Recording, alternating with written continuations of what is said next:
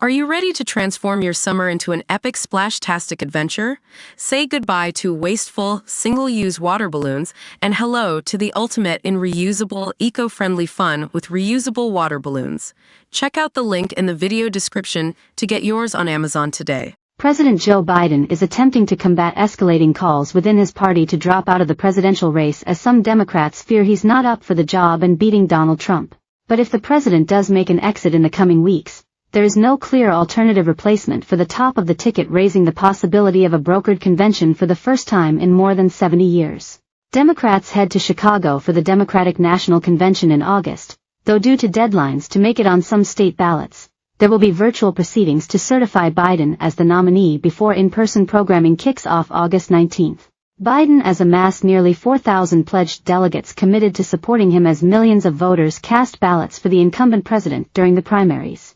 The Democratic National Committee has emphasized that presently Biden is the only person eligible for nomination, and delegates can either vote for the president or be marked present, according to talking points. And Biden and the White House on Wednesday reiterated the president does not plan on dropping out of the race. But if he were to change course in the coming weeks, it opens the door to a wild and a potentially exhausting nominating process next month at the convention, with voting until a nominee is chosen by a majority of eligible voting delegates. A brokered convention is a presidential nominating convention where delegates fail to nominate a candidate on the first ballot.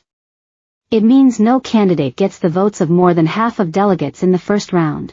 Once upon a time, brokered conventions happened regularly because the major parties did not hold primaries to award delegates the way they currently do. It led to a series of complex negotiations playing out among some party power brokers, typically federal and state leaders including party officials, lawmakers and governors. The voting continues on a round of ballots until a candidate receives a majority of delegates. The last time there was a brokered convention was in 1952. In the end, Democrats were able to nominate Democrat Adlai Stevenson on the third ballot. Republican Dwight D. Eisenhower that year was just 9 votes short on the first ballot, prompting some delegates to change their votes to make him the official nominee. The longest brokered convention to date took place 100 years ago in 1924, when Democrats took 16 days and 103 ballots to nominate diplomat John Davis. It took Franklin Delano Roosevelt 4 ballots to secure the 1932 Democratic nomination. "We really don't have any standards or benchmarks or known procedures," said Leonard Steinhorn, professor at American University, of what a brokered convention would look like in 2024. "We're sort of walking a little bit in the wild right now," he said. While the terms brokered convention and contested convention are often used interchangeably, there is a key difference.